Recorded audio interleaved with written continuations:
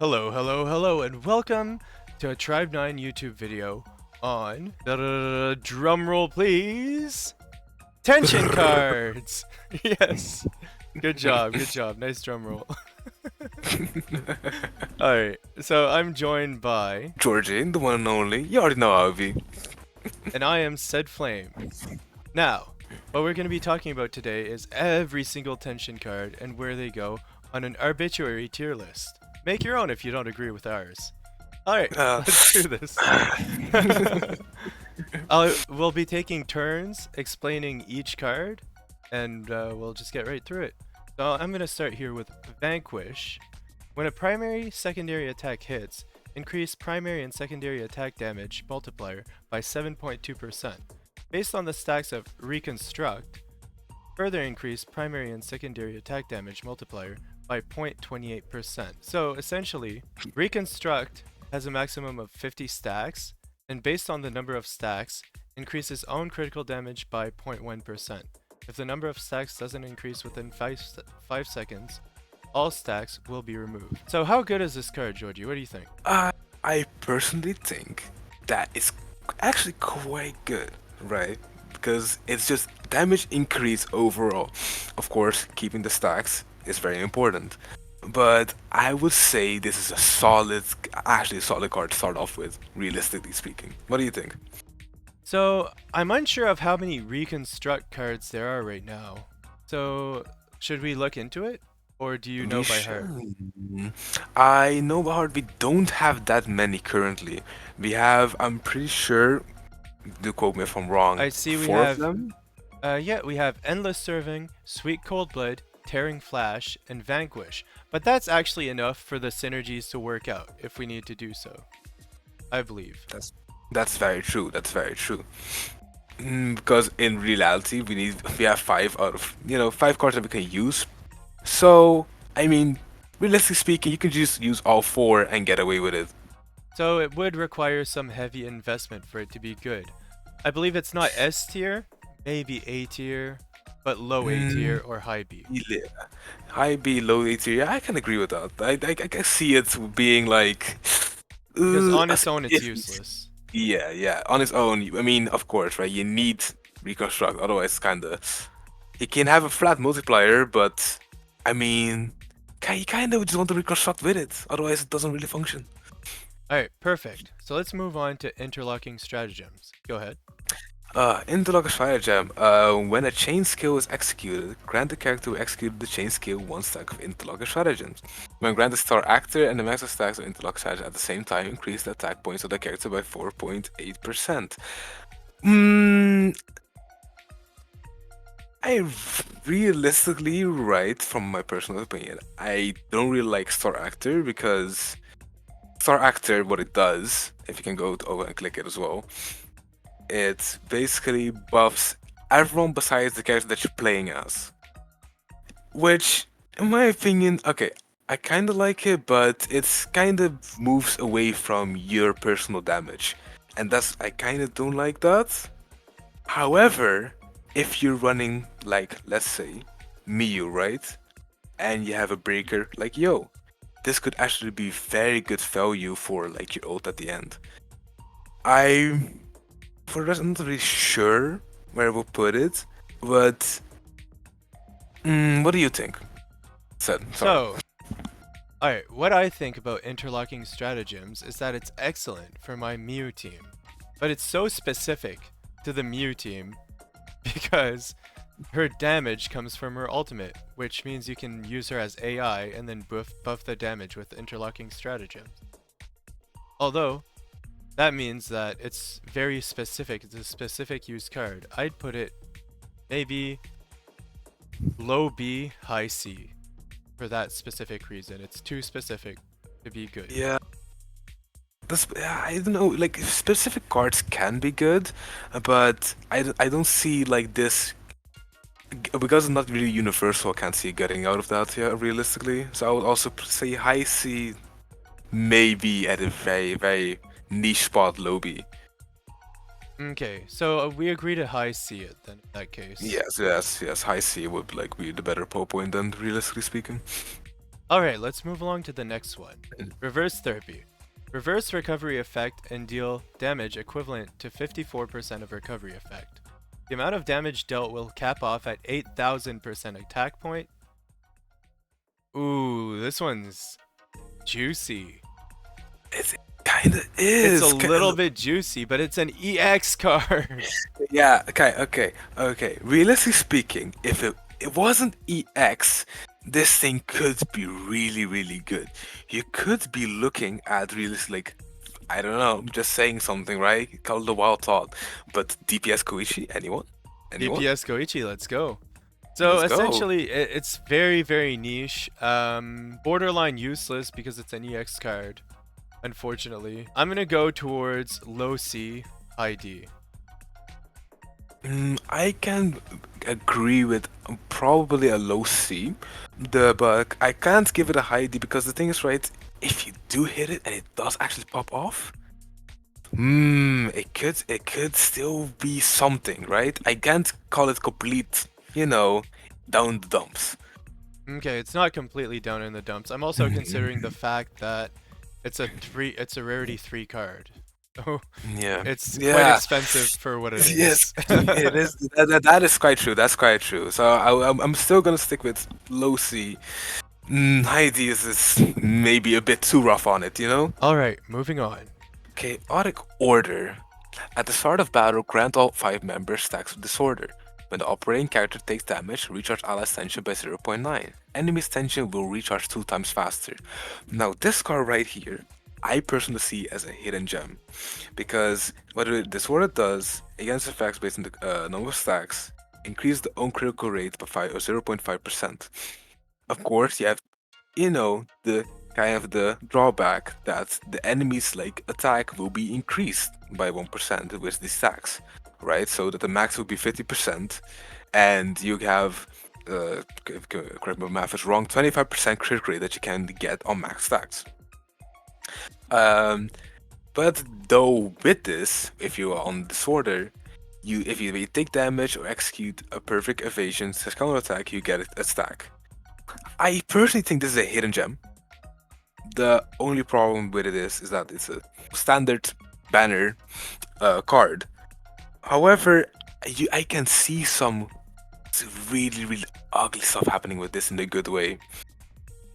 Where if you get like maybe, like what was the name? Roku, or you get like Senju, you get these big body tanks, right? To just tank the hits and get just the disorder just stacking and stacking and stacking. I can see a lot of value out of this.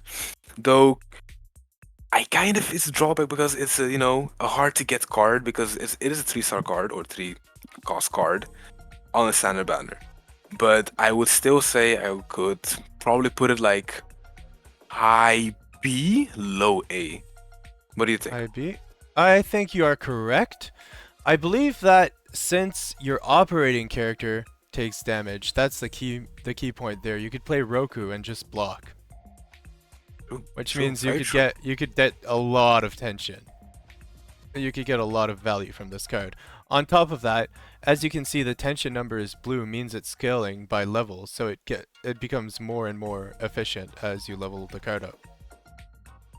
Yeah, of course, but the only slight thing that I would say, right, that you have to beware because the enemy's tension also will recharge 2 times faster, which can be for some people, right, a bit of a struggle, but right, I would say if you got what it takes, this is the card for you.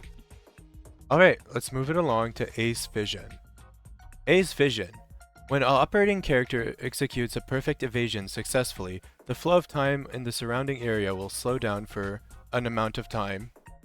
Depends on the level of the card. Alright, so this card here, I think, is a little bit useless at the early levels, a little bit more useful as you level it up, because it's nice to have some bullet time. So I would say, because of the effect, compared to other cards, it's not very impactful. Maybe low B, high C. What do you think? I could agree, right? However, I still think for a 3-cost card, this it kinda feels lacking. I don't know. I can't really put my finger on it, but Hmm. I kind of want to put it like on the lower B side. I would even say high C because for the cost that it takes, right? It's a two tension card, regardless of Hmm. that. But I don't know. I don't see the time being. It's good. It's safe, but I don't really see the value of it currently, at this point in time, at least. So Okay. that's what my assumption is. I believe you are correct in your assumption, and I'll put it high C for now. We'll see what else we have, and we'll organize them accordingly. Oh, bad wish. The operating character cannot receive any recovery effect. Instead, increase critical rate by 2.4% and grant them Verge of Death. This effect will be removed upon a character change. Verge of Death, maximum 3 stacks. Stacks will increase over time based on the number of stacks, increase critical rate by 2.4%, and increase basic stamina recovery by 3.6%. Now, this card is very, very, like, made for that one character specific. I mean, Yes. it's really hard to tell who it is. So, because of that, right, it's not really something you can use on other people, and therefore I think the value goes down. It's for the character itself, right? We're talking about Inoki here, obviously. It's kind of good if you you know, get the hang of it, but it also is very, very like required to play well with it because when you take damage, the stacks will be removed. So I would realistically put it like a C tier, I would say, because it's more character dependent.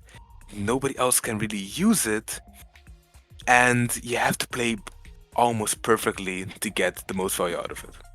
I agree with you. I'd put it maybe higher than Ace Vision Hmm. because of I how can see. useful it can be if you're trying to speedrun. That is very true. That's very true. Yeah, I would agree with that. I would agree with that. Maybe when we get more characters that could use this, then we can start looking at Bad Witch maybe in a higher position. Perfect. Moving along. Watch my 6. Okay. When each of the party members is targeting different enemies, lock on to the respective targets. When granted unbending, further increase defense points by 4.8%. Okay, so let's see what unbending is. When receiving an attack that will reduce own HP to 0, 1 HP will remain. After the effect is activated, unbending will be removed and resuscitate will be granted. Resuscitate increases your defense point by 25%. So that increases those defense points further, and it's scaling with the card. And on top of that, when each of the party members is targeting different enemies, lock onto the respective targets. That's I don't know. I Mm. don't know about this card. I really This don't, Georgie. I really don't. yeah. I don't think it's giving. I think it's a D tier. I think it's our It first D might tier card. be it might be actually a deeper DT card. It's rough because I'm pretty sure it's currently in a position where not a lot of people can get the value out of it. And even if it's not just not worth it because everyone is locking on a different target, so that means it only works in realistically in a PvE scenario. So you can't use it against bosses because unless bosses will have multiple targets at some point. Hey, who knows? Ayo. Ayo. This is will not be a card that will be used much or at all. Maybe in Hmm. Vice, in Fractal Vice, we can see something like this going on, but I really don't see the use of it at I the don't moment. see the use of it at all. Yeah. So yeah, sadly, this is gotta be a D tier for me. The first D tier. Let's go. All right. Oh. Go ahead. That's a quintuple play. When a debuff on an enemy is removed, decrease an enemy's attack points by 3.6% for 10 seconds. Each time this effect is activated, recharge allies' tension by 0.9. This card, right? Personally, I think it could be good, but at the moment it's not really, because Hmm. well, debuffs we have characters with debuffs. We have Geo, for example. We have actually Mita, like is illusion, which also a fact which gives basic taunt, which also a debuff, which they can use, but I don't really see the point of reducing the enemy's attack. I mean, if you get it, you get the attention back, so it could be like a battery, but it's a niche usage, Okay, I would. the tension that you recharge is scale. That's all I have to That is say. true. That Yeah, is so true. the higher level the card is, the more effective it can be. True. That is What I can say is that if you're using Mita specifically, you can get that off every 10 seconds easily. But it's so character specific. I'd put it like mid C because it's let's see. character specific.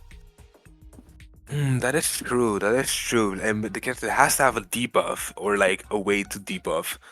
Hmm. So I kind of would put it myself at a B tier because realistically, right, there are quite a bunch of people, even though it's specific, who can apply debuffs, and it's not really hard for them to do so. I would Okay, say a B or maybe high C. B or high C. Mm, Let's say low B then. Let's low agree B. on low B. I can agree with low B. Perfect. Moving along. Rise and Fall of Glory. When a change skill hits, grant the operating character Manipulate, and the enemy hit Conquer. When reaching the maximum stack of Manipulate, increase strategy skill damage by 6.01%. So the maximum stacks of Conquer is 6. Towards enemies under Conquer, increase secondary attack damage multiplier by 1.48% for each stack, and Manipulate maximum 6 stack. This effect will be removed upon character change. So this is a very greedy card. When a chain skill hits, your operating character gets a stack of Manipulate, and the enemy gets a stack of Conquer, up to 6 stacks. That Mhm. increases your strategy skill damage by a lot. So you must play a character that uses a strategy skill a lot. I wonder who that could be. Maybe the character Mm, on the card, right? Like, yeah, so it's definitely a Q-centric card, based on his strategy skill being so spammable. So mm. honestly, because it's so character specific, I cannot put it in S or A tier, but it is a very good card nonetheless for that specific character. I'm gonna go with low B because it's so specific to a character. I can agree there with the low B.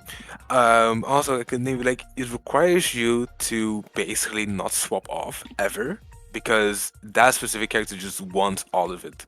But there are some characters I do agree, like Q, Yo, as well, who can really kind of abuse it if need be. So I can stick with a low B for this one. Alright, so I'm gonna wrap up this video, and we will continue in another video. Thanks a lot for dropping by, guys. I hope you have a wonderful day. My name is Said Flame, and I'm joined with... Georgie was goody. Hell yeah, let's do this. Have a great day, guys. Peace. See you Ciao, in the next ciao. one.